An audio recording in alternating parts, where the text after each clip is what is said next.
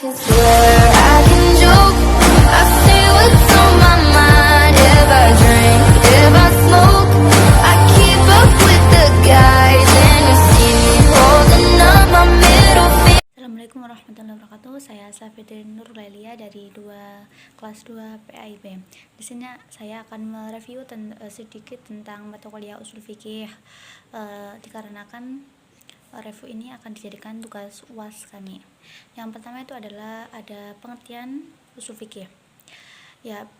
Pengertian usul fikih bisa dibagi menjadi dua, yaitu pertama secara bahasa dan secara istilah. Secara bahasa, usul fikih itu terdiri dari dua kata. Yang pertama usul dan fikih.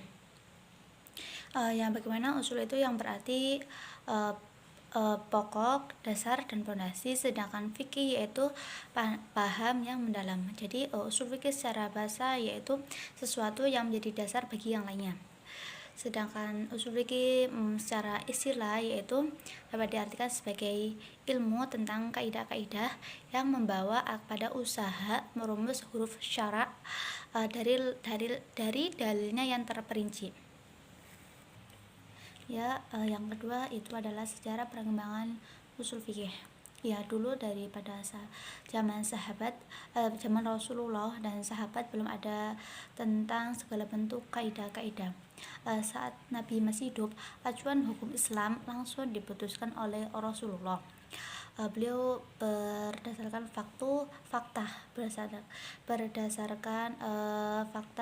berdasarkan wahyu ilahi atau wahyu Allah yang diturunkan kepada Nabi Muhammad yang terkandung dalam Al-Quran. Jadi dulu itu fatwa atau putusan hukum-hukum yang Nabi keluarkan tidak membutuhkan dasar atau usul dan kaidah-kaidah yang dibutuhkan. Dulu sudah dicukupkan dengan wahyu yang Allah turunkan kepada Nabi Muhammad.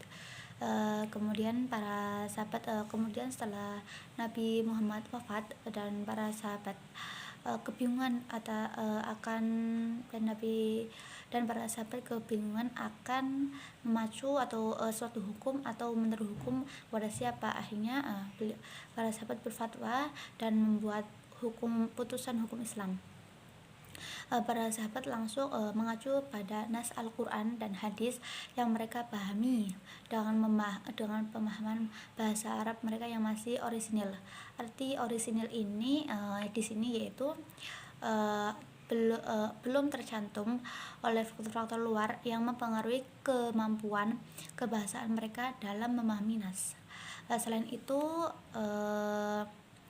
para sahabat juga dulu kan pernah hidup bersama di semasa Rasulullah.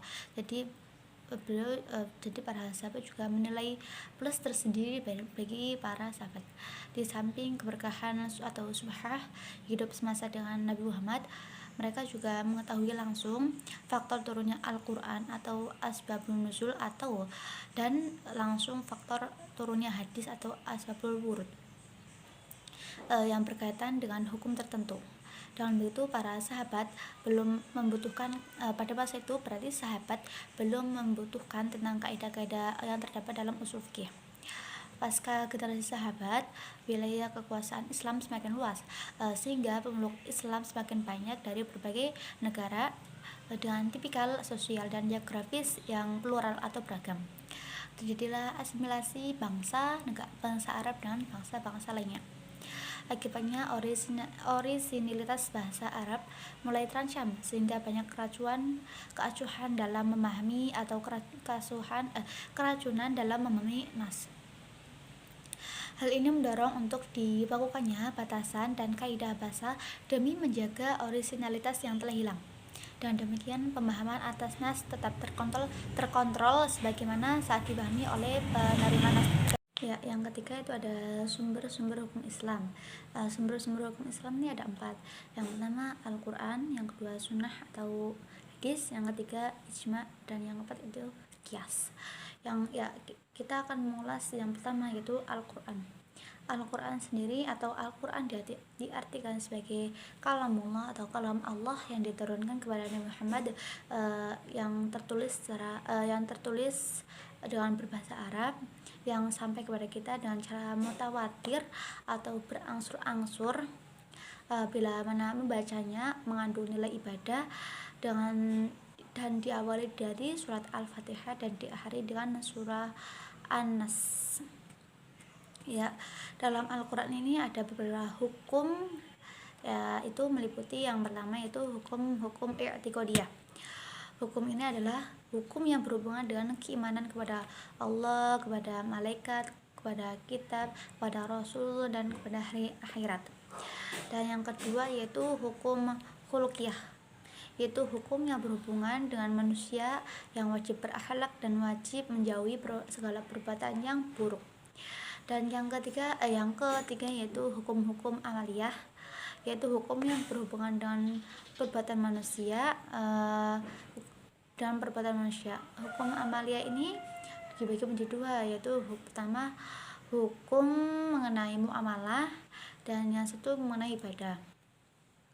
Hukum dalam Al-Quran berkaitan dengan berbagai macam bidang, yaitu bisa jadi bidang perseorangan atau keluarga atau kelompok yang disebut sebagai terperinci dibanding dengan bidang-bidang hukum yang lainnya. Jadi Al-Quran ini lebih terperinci daripada hukum-hukum yang lainnya. Ya, yang hukum yang kedua yaitu as-sunnah atau yang biasa disebut hadis. As-sunnah ini secara bahasa yang artinya dekat, baru, dan berita. Dari pengertian secara bahasa itu berarti dari pengertian as-sunnah secara bahasa ini ada pengertian as-sunnah atau hadis menurut istilah, yaitu as-sunnah atau al-hadis menurut istilah adalah segala sumber sesuatu yang segala sesuatu yang bersumber dari Nabi Muhammad, yaitu entah dari perkataan, perbuatan maupun persetujuan beliau. Dan as-sunnah ini ada beberapa sisi materi hukum yang terkandung dalam as-sunnah. Dan apa kaitannya as-sunnah dengan Al-Qur'an nih? Ya, di sini ada beberapa 4 kategori bagaimana as-sunnah melengkapi Al-Qur'an. Ya, yang pertama itu ada tentang muakid, yaitu menguatkan hukum suatu peristiwa yang telah ditetapkan Al-Qur'an, dikuatkan dan dipertegas lagi oleh as-sunnah. Misalnya tentang sholat, zakat. Dalam Al-Quran kan baru ada perintah tentang sholat, tapi belum diperinci lagi tentang berbagai macam sholat, dan belum ada lagi tentang bagaimana hukum sholat dan ada berapa hukum sholat, sholat fardu ataupun sunnah, belum dijelaskan. Dan di Al-Quran itu hanya dijelaskan untuk kita, hanya ada perintah untuk melaksanakan sholat, namun belum diperinci sholat itu seperti apa. Dan di sini dipertegas lagi di as-sunnah atau al-hadis. Ya, yang kedua yaitu bayan, yaitu as-sunnah yang menjelaskan tentang ayat-ayat Al-Quran yang belum jelas. Dan di sini diperinci menjadi 4 hal.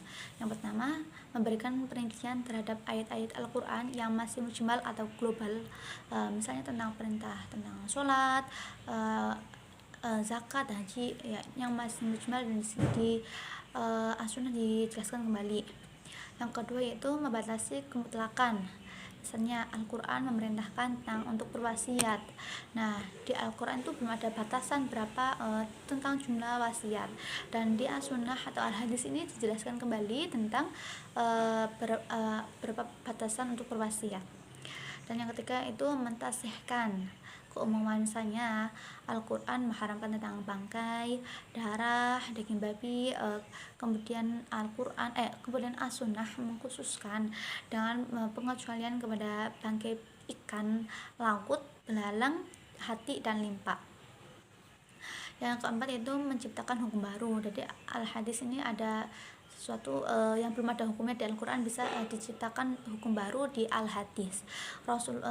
Sebagaimana ini bisa jadi dari sabda Rasulullah, ya, yaitu tentang Rasulullah yang melarang untuk memakan binatang buas, dan yang binatang buas yang bertaring kuat, dan burung yang berkuku kuat atau panjang, ya, atau yang mengerikan, atau hewan-hewan yang mengerikan yang menurut Anda mengerikan atau menjijikan itu dalam as-sunnah atau dalam sabda Rasulullah itu diharamkan, namun dalam Al-Quran belum dijelaskan, dan ini dijelaskan lagi di dalam as-sunnah atau al-hadis.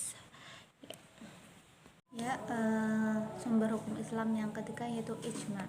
Ijma merupakan kesepakatan dari seluruh ulama mujtahid tentang suatu hukum syara' mengenai suatu kasus setelah Rasulullah wafat. Untuk menjalankan ijma ini tidaklah mudah. Dalam menjalankan ijma ada beberapa syarat. Yang pertama yaitu terdapat perwakilan ulama-ulama mujtahid dari setiap negara, perwakilan umat Islam dari setiap negara untuk berkumpul atau saling mengkomunikasi membahas suatu permasalahan yang belum terselesaikan atau tidak bisa ditemukan kejelasannya baik dalam Al-Quran maupun Sunnah.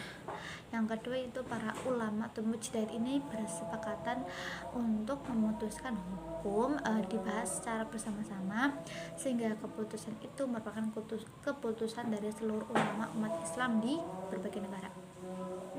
Yang ketiga yaitu kesepakatan pendapat tersebut harus nyata atau fakta, baik melalui perbuatan maupun fatwanya, sebab terdapat kemungkinan ada seorang mujtahid yang diam, yang bagaimana ia tidak mengumumkan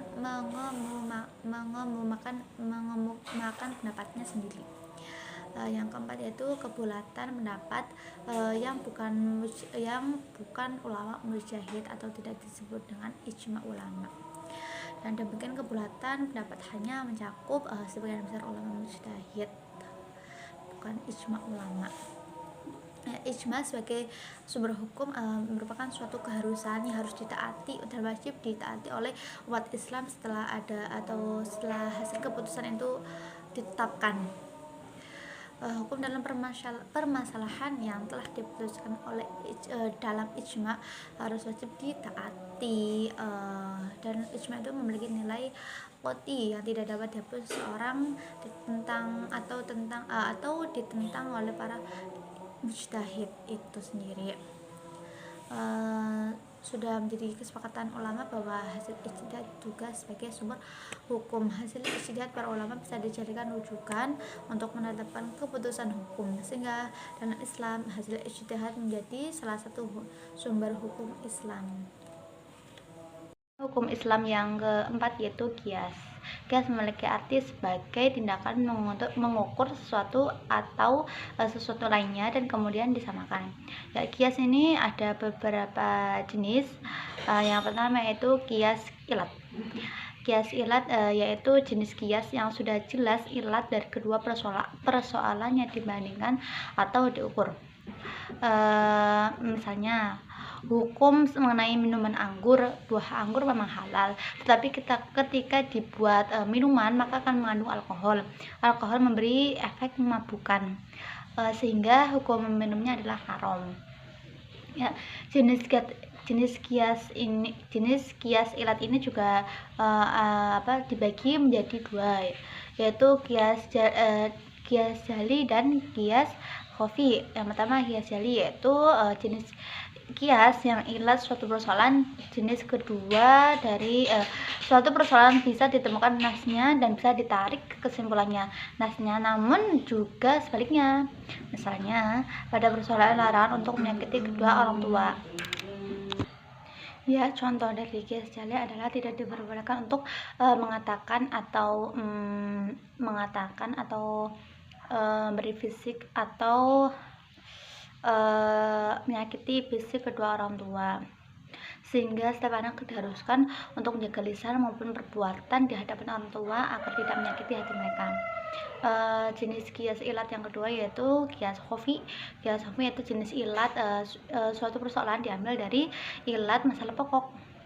Contohnya qiyas ini adalah membunuh manusia. Baik dengan benda ringan ataupun benda yang berat, di mana hukum keduanya adalah haram dan dilarang, sebab membunuh adalah ketaatan sekaligus dosa karena mendahulukan kehendak Allah dalam menentukan untuk umur makhluk hidup. Yang jenis qiyas yang kedua yaitu qiyas dilalah. Kias dalalah yaitu jenis kias yang menunjukkan pada hukum berdasarkan dalil ilat.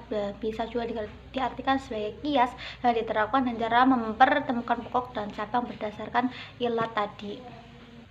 Ya, contoh dari kias dalalah adalah mengkiaskan nafis dengan Arab, di mana dasarnya adalah sama-sama mengeluarkan bau pada minuman yang memabukkan. Yang jenis kias ketiga yaitu kias sabah. Kias sabah yakni kias yang mempertemukan antara cabang dan pokok persoalannya hanya untuk penyerupaan. Contohnya sendiri bisa diambil dari yang disampaikan oleh Abu Hanifah mengenai mengusap atau menyapu kepala anak yang berulang-ulang. Tindakan tersebut kemudian dibandingkan dengan menyapu lantai, memakai sapu, sehingga didapat kesamaan yaitu sapu. Hanya saja untuk kias sabah sendiri oleh beberapa muhakkin mendapat penolakan sehingga menjadi jenis kias yang terbilang jarang diterapkan. Selain jenis kias yang dipaparkan tadi ya, tentang kias ilat, dalalah, dan sabah ini ada beberapa macam jenis kias lagi berdasarkan dasar-dasar tertentu, yakni yang dilihat dari perkara yang dibandingkan atau diukur oleh yang sama. Kias juga dibagi menjadi beberapa jenis berdasarkan keserasian ilat, dan kias dapat dibagikan atau berdasarkan keserasian ilat dan dengan hukumnya. Contoh kias muasir dan kias mulaim. Sedangkan jika berdasarkan menurut metode yang sering digunakan yaitu kias ikhalah, sabah, kias sebut, dan juga kias torot. Ya, yang selanjutnya itu ada maslahah mursalah. Maslahah mursalah ini berasal dari bahasa Arab yaitu sulaha yasluhu solahan, yang artinya sesuatu yang baik, patut, dan bermanfaat. Sedangkan kata mursalah sendiri yaitu terlepas bebas, tidak terkait atau terikat dengan dalil agama, Al-Quran, hadis yang membolehkan atau yang melarangnya. Sedangkan maslahah mursalah ini menjadi landasan hukum adalah diambil dari beberapa Al-Quran maupun Sunnah yang banyak jumlahnya, seperti pada surat Yunus ayat 57, Al-Baqarah, terus ayat Al-Baqarah ayat 222.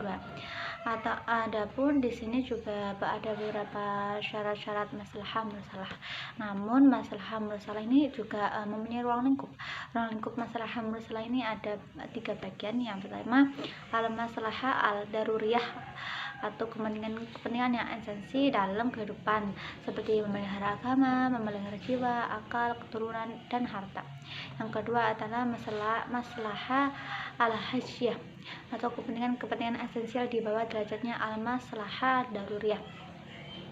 Namun diperhatikan dalam kehidupan manusia agar tidak mengalami kesukaran dan kesempitan yang jika tidak terpenuhi akan mengakibatkan kerusakan dalam kehidupan. Hanya saja akan mengakibatkan kesempitan dan kesukaran baginya.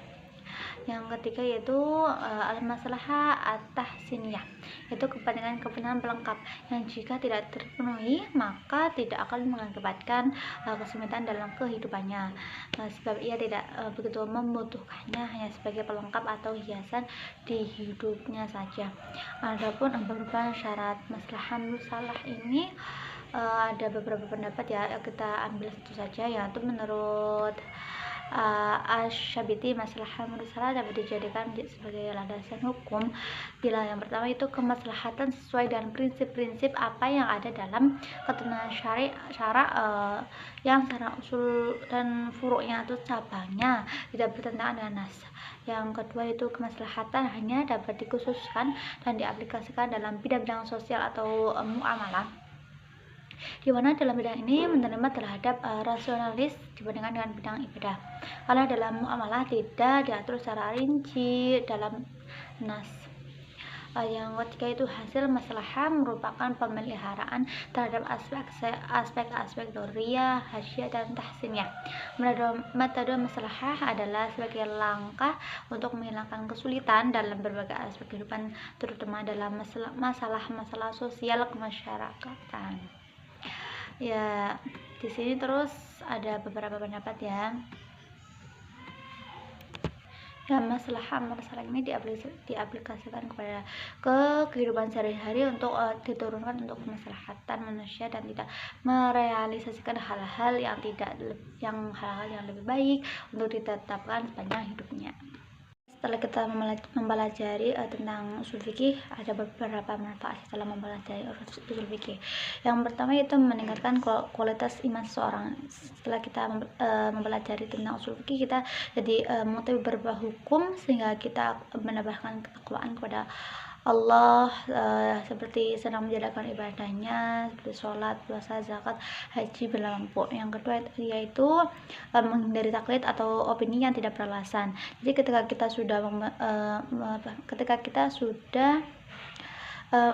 mengetahui beberapa hukum, kita tidak akan mempercayai percuma-cuma tentang hukum atau pendapat orang lain yang tidak tahu entah itu hukum itu sudah jelas atau belum, sehingga kita yang sudah mempunyai wawasan luas, kita akan mempercayai hukum kita sendiri yang sudah kita pelajari tentang di usul fikih. Yang ketiga yaitu menghindari perbuatan dosa. Jadi usul fikih ini adalah memelihara akal sehat kita, sehingga Allah melarang perbuatan yang tidak baik untuk manusia. Yang keempat yaitu menghindari menjadi individu yang terus belajar. Setelah kita mengetahui tentang usul fikih, Allah memerintah seluruh umat untuk terus belajar tentang hal-hal positif yang dapat memberikan dampak positif untuk kita dan untuk masyarakat sekitar. Ya, mungkin mungkin cukup sekian dari saya. Wassalamualaikum warahmatullahi wabarakatuh. Ribbons in your pearls, 'cause I'm not just a pretty girl.